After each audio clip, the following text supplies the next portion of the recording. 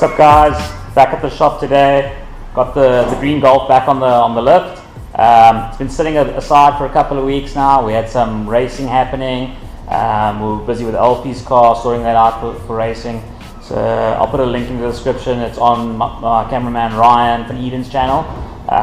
He did a whole rundown, followed us for a couple of days with the preparation and everything. So yeah, if you want to check that out, check the link in the description to Ryan's channel. Pretty cool video there. But yeah, anyway, back to this one here. As of the last video, we had the front end. We've used these self-driller screws here. So they got a little drill bit tip on them. Work beautifully. So the whole chassis rail and nose panel is screwed on now. And I've just done some measurements. The whole nose of the car is a little over to this side. So not a hell of a lot. It's only about 10 centimeters, you know. But just less than half an inch if you work in inches. So yeah, so now the process now will be to push the nose over. The bonnet's lined up flush with the windscreen wiper panel at the back there. So from that, obviously that gives us a good center line. From there we can work forward. So again, when I close the bonnet, this section here is tucked under the bonnet, and the section on this side is obviously sitting a bit proud. So we'll just push the nose over.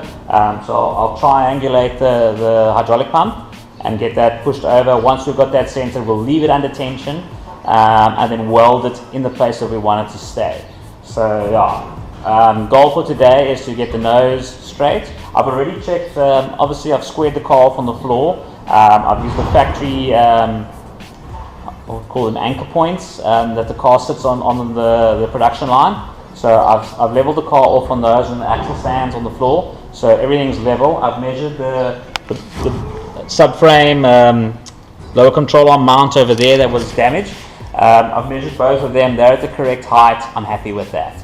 I'm just going to double check again for the width. That one was obviously dragged out from the accident. So I just want to make sure that I pulled it in, and I just want to make sure that as it's been sitting, it hasn't creeped out a bit, because sometimes they settle after a little while. So I'm just going to double check that. If need be, I'm going to pump that again.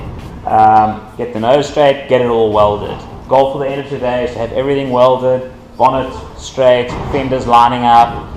At that point, if it's all welded, we can then start with filler work, grinding down the welds on the chassis rail. The rest of the welds obviously get left, but that's the one where I cut the chassis rail where I'm splicing in, that I'll also have to ground down and a little bit of filler on there.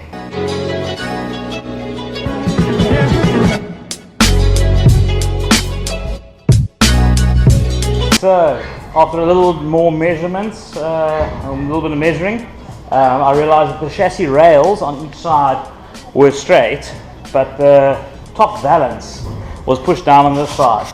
So as you can see, I constructed a little angle iron bracket, and then instead of going through the regular bolt holes that are there and there for the fender, I drilled new holes, because again it gets covered by the fender and you don't want to damage the threads on the captive nuts that hold the fender once we're done. So you can see here, this whole section just bowed down a bit, and there was a crease right here. There's a standard factory crease, but it was obviously, when I measured it up on another car, it was folded on that crease, so it was a lot more severe than it needed to be. Okay guys, so after a bit more massaging and persuading, it's straight. I've measured everything, and at worst case I'm a millimeter off. So in terms of chassis, yeah, that's very much acceptable. It's probably straighter than when before it was crashed. So yeah, it's pretty spot on. So at this point now I can start welding. Everything's in place where it should be. The self drillers are holding on in place, so that's cool. I've got a little jack pushing up the bottom just so that we can weld the main structural support into the chassis rail and nose panel together. Obviously trying to keep that gap as little as possible, as we're not having to stitch across like 4 or 5 millimeters for the welding, because obviously that's not the strongest type of weld. You want it as close together that you're filling as minimal of a gap as possible. So yeah, so that's just bracing it up there now for the weld. Once the weld's done, obviously they can fall away and it'll be rock solid. But yeah, I'm gonna give it a crack now, welding everything start to finish. And by the time I put the welder done, this chassis should be straight, and we can start putting suspension back in and get it rolling, get the steering rack back in. Then we can steer it. And then, like I said, tomorrow I want to start with the filler work. get it fillered and primered, and hopefully by next week it's paint. Today is Thursday, so yeah, hopefully tomorrow primer and filler goes on, or filler first then primer.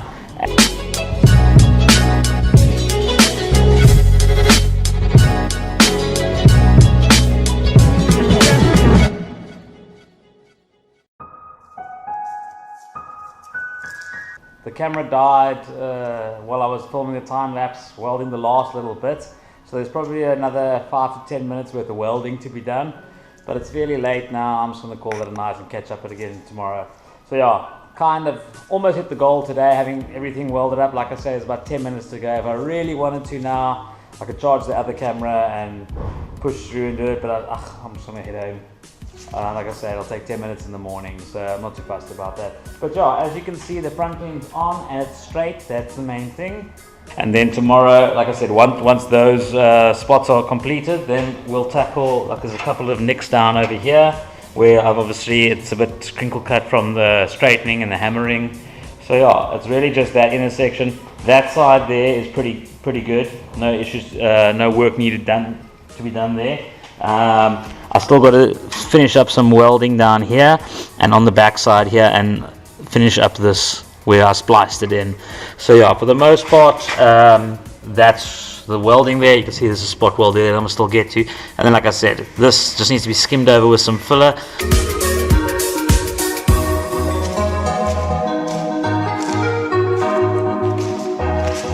Okay guys, as you can see here, I've ground this all down, it's all been welded, so that'll kind of again get seam sealed afterwards, and the seam sealer rubberized liner just to cover that up again, and then obviously the shock can go back and the fender on the outside. Then we need to get back to the inside here and then just finish off this welding here and then remove that one self driller there. This whole section is welded from the back side, so yeah, it's basically just finishing up this and then yeah, a little bit of spot welding from this side just to finish it off there, and then we are done with the welding on this car. So that should be pretty straightforward. So yeah, I'm going to re-rig the camera and the welding machine and get cracking with that. So yeah, let's see how that goes. Welding is done, thank goodness. Well, on the front of the car at least. Still got to head up the rear of the car, but we'll get to that. But up in front here, everything's welded, everything's straight. Happy with all of that stuff. So yeah, now we're going to start cleaning up a bit. Obviously, get cracking on the body filler work. Once the filler work's done, the paint work's done. I don't really want to put the suspension and steering rack back in until the car's painted. As you can see here, I've just drilled the rivets out, and that's a gaping hole in the firewall there. You can practically see into the car. It's supposed to look like that. So when you put them side by side, that hole versus that hole, it's a drastic difference. And obviously, like I said, the elements are getting in there. You can see all the muck that's gotten behind this thing. So they put silicone on the back when they riveted it, but the silicone didn't do squat. So what I'm going to do is I'm going to get a dent puller. Just put this down quickly. I'm going to get a dent puller in here and start pulling all the structure back and try get the hole, get it to line up like the original hole was meant to. A bit confined in here, but this is what they call a sliding hammer. Got a hook on the end and then a weight that shifts to a stopper at the end. And obviously when you hook it in here, and you just give it a bit of a tug, it pulls everything back.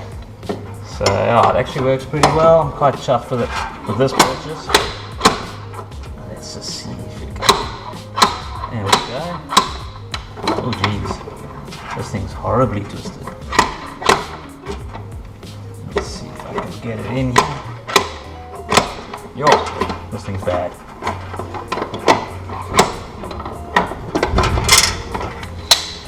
So yeah, that was all inside the car. So finished up all the welding there, welded everything inside, did my work around the plate that goes over the clutch cable. Like I said, I'm going to grind that out now and get that fitted in, and once I'm done with that, I'm going to tackle this body work. So here goes.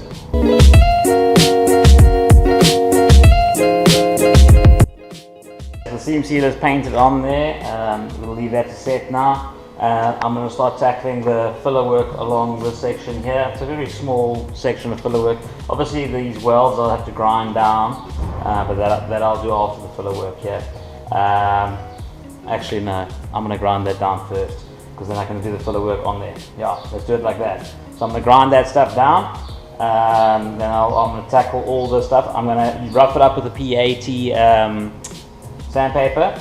Obviously, once you apply the filler, you can't just put it straight on, because it needs a rough surface to bite into, that it doesn't just flake off. So that's why I'll rough it up with that. So what I'm going to do now is I'll grind down the welds, and then I'll sand down a little bit further back from the weld, so when I do apply the filler it sticks. I'll sand this all down as well, apply filler, and then sand everything one shot afterwards. So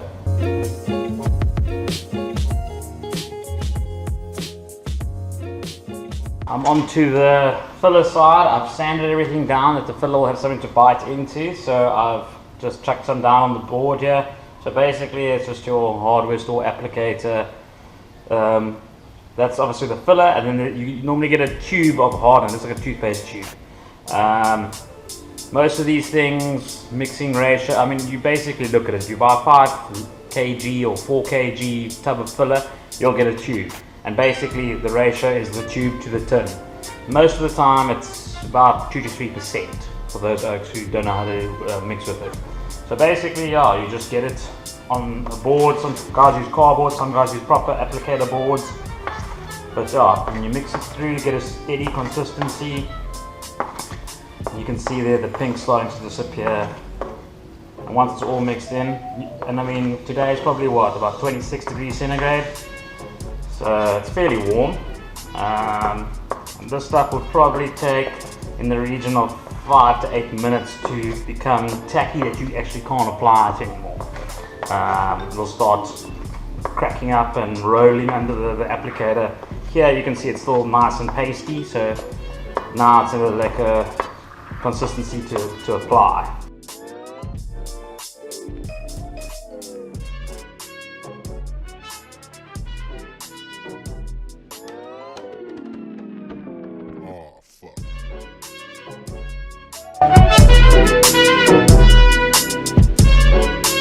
Hey guys, I've sanded, I gave this thing 2 coats of filler. I didn't film every bit of it because it's a little bit monotonous. Putting filler, sanding it, putting filler on, sanding it.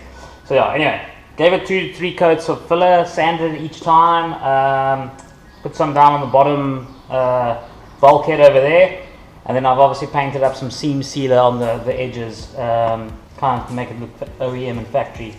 So yeah, sanded all the welding. That was, I'm sticking my fingers in the seam sealer, well done. Sanded all the seams that I ground down, and then I sanded a very thin layer of filler here just to smooth it out nicely so it looks OEM like it's supposed to.